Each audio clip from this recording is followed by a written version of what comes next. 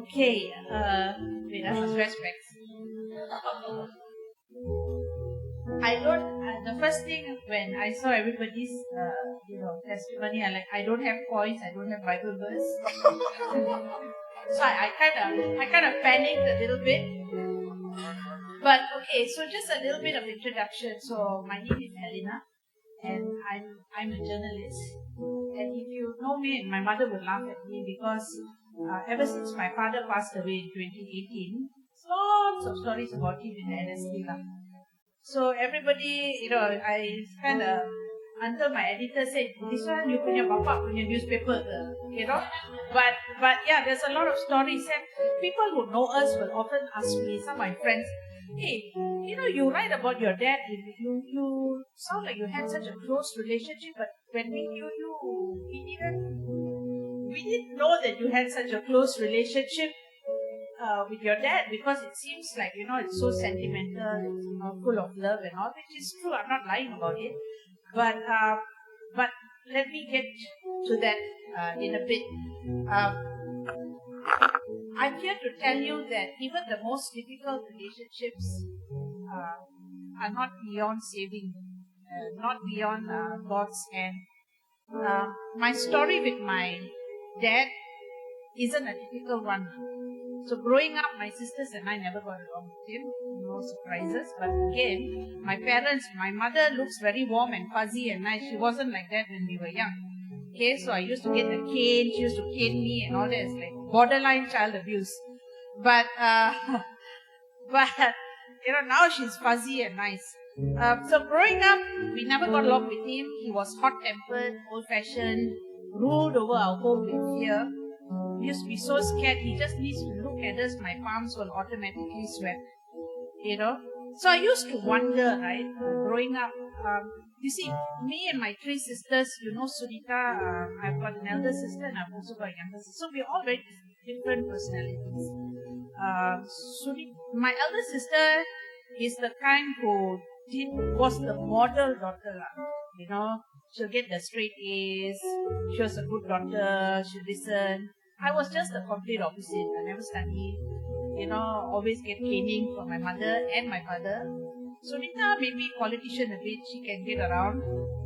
Sheila was the youngest. Obviously, she was the pet. So I used to wonder, because my dad and I, we never could get along, even when I was young. So I always used to wonder growing up, why did you give him as my father? Seriously, why? Why not someone kinder, gentler, someone I could talk to without walking on eggshells? I was the rebel, so, like the kind that will enter a battle without thinking. So that was me and my dad. So we couldn't even sit in the same house together without wanting to kill each other. It was like that. And as I was growing up, when I accepted Christ and all that, of course, my father's so traditional. He didn't approve, of course. And I wrote him a letter, explaining why I accepted Christ. I couldn't talk to him, I wrote him a letter. The next thing I know was I was in church, and it was C3, and that time it was not called C3, it was Christian Life Center. I remember sitting with my mother. He came to church and gave me a nice slap. Pastor Joe and Pastor Sarah would know this. Those of you who are here that long, at least Sylvia might know, came to church and slapped me. So that's me and my dad. We couldn't be in the same room without arguing or hurting each other. I often felt like a disappointment because, Dad and I just didn't understand him. And I guess he didn't understand me either. He didn't understand why I had to be the rebel of the family. Rebel without a cause. Okay? But sometimes when you accept Christ, when you give your life to God, eventually all these other dark places will come to light. Especially relationships, difficult ones, especially when you commit them to God.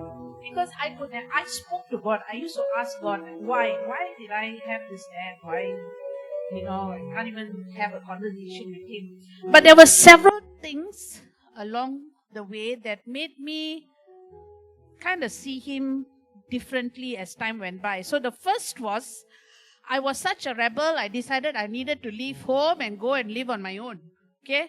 The best thing for me to do is get a transfer to Penang. That time I was working in a bank.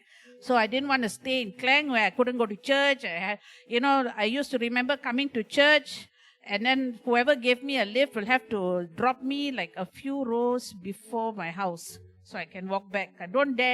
I couldn't even allow myself to get, I think all of us, Sunita also went through that.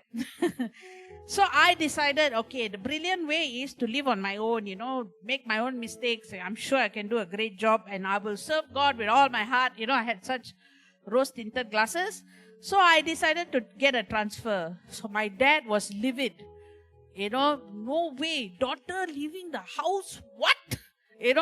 But I said, oh, no, I got a transfer, I can't say anything. So I remember the first night I left for Penang, I decided to live on my own and pursue my faith, even if it meant leaving everything behind. I remember my father drove me to the bus stand. So when I turned to say goodbye to him, he looked away. But not before I saw tears rolling down his cheeks. He said nothing, but his silence meant everything. It was that one little hint that I realized that he did love me. He just didn't know how to articulate it, Now, being on my own in Penang at a young age, after being protected by your parents, is a whole ball game altogether. You make every single mistake on earth. I used to remember wanting to wash my clothes, to call my mother in KL and ask her how to wash. Bearing in mind, I couldn't even cook to save my life. So all that I had to call my mother. But it was harder than I imagined. I made mistakes. People I thought that would welcome me with open arms. I had a lot of people there, but they abandoned me.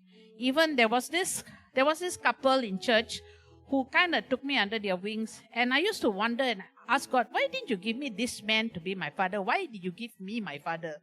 Seriously, because my father and I couldn't even get along. And I think, when you come from a dysfunctional family, you tend to look for father figures everywhere. So, things like that. And things didn't work out in Penang the way I thought it would. It was really a baptism of fire because I also was learning to live on my own and to get along with people. And it came to a point where it was so hard, but I couldn't bring myself to come home. Because I fought so hard to go to Penang. How to come home now? How after fighting with my dad, and I say, oh, I want to come home, I can't do it. So, but when I finally came back for a short break, I was so down. My mother didn't know I was down. But it was so funny because on one of those days, my father suddenly called me into the room. And then he said, of course, in his typical irritating way, he said, I know you don't like me, because, I'm not the father you want, and, whatever, your mother must have brainwashed you against me, typical. Then he said something, he said, but, then he goes to his desk, he takes out a card, his name card, and he gives it to me, and he says this. He said, I know you don't think I'm a good father, but if you ever need anything, if you ever want to come back home, if you ever need me to be there, this is my card, this is my number. You can call me 24/7 and I'll be there. And when he left the room, I remember standing there with the card in my hand and I wept.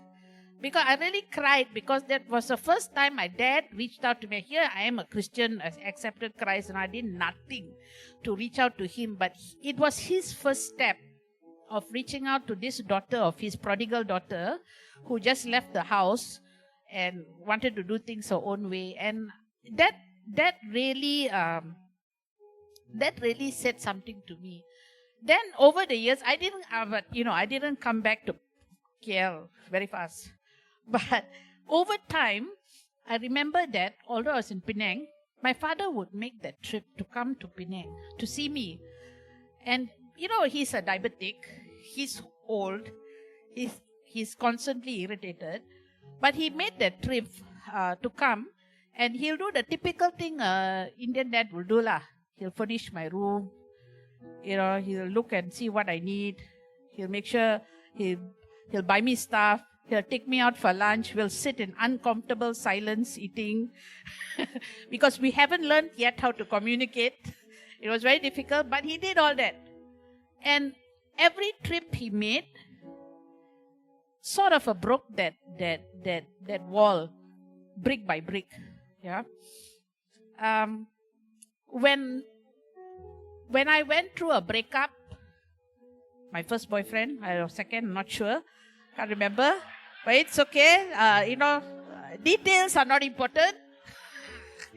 But when I went through a breakup, I remember driving back from Penang, coming home. Any girl who goes through a breakup with a guy wants to go to their mother, right? Wants to run to their mother and cry over her shoulder.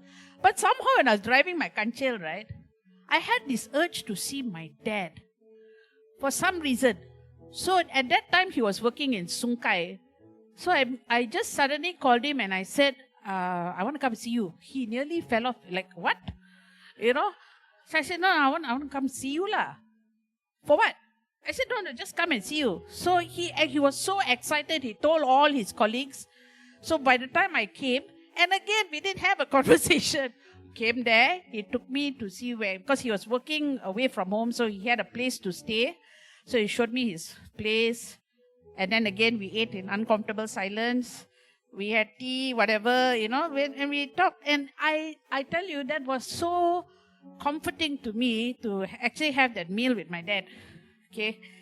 Now, our relationship it didn't change overnight. Suddenly, no angels came and landed. And, suddenly we were, best friends, nothing lah. So, it was never easy. We still disagreed. We still fought. We still clashed. And sometimes I just resented how annoying he was. He because I was at the age where he, as a father, he wanted me to get married. So he will matchmake. And that was the most ridiculous thing ever. Because every time I came to a house, there's a new guy sitting there. And then I'll call my sisters will call me beforehand. Hey, he looks like Norman Bates from the Bates Motel. And then my father gets so angry because why are you doing that? I'm trying to matchmake her. I'm trying to get her settled down. So it was a standing joke in our house. Both my mother and my father were blind. But it's okay. So, but it was like that. So we had these clashes, occasionally and all that. But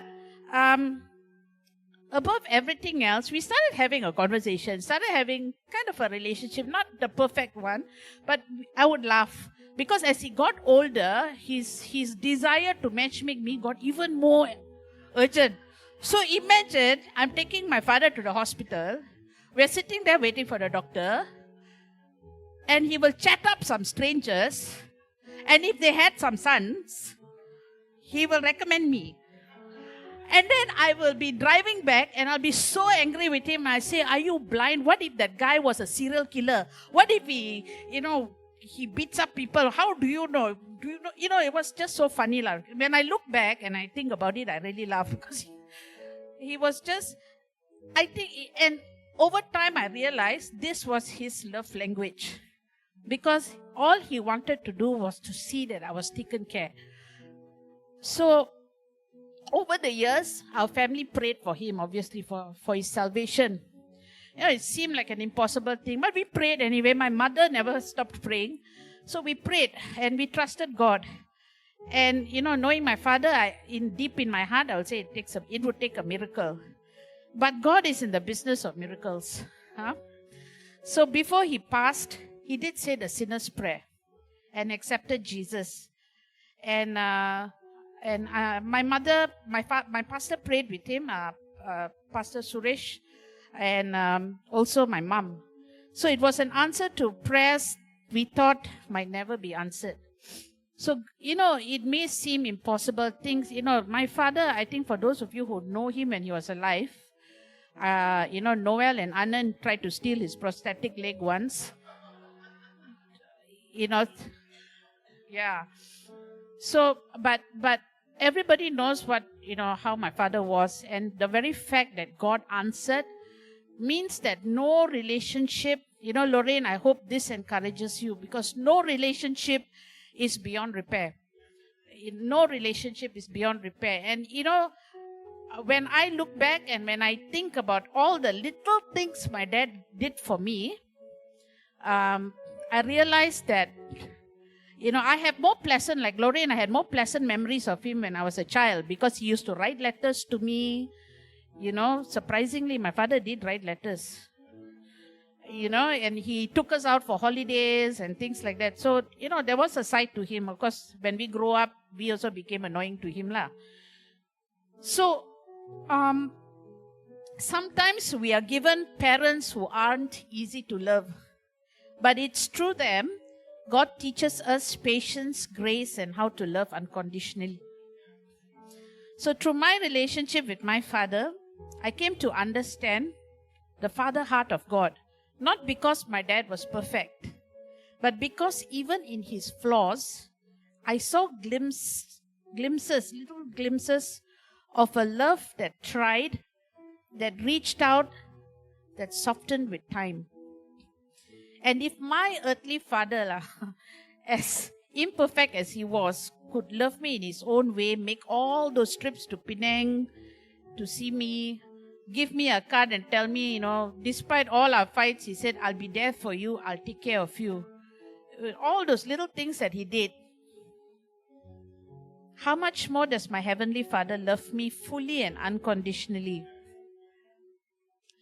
Now, back to the story of why I write nice stories about my dad. It's not because I've forgotten the tough times.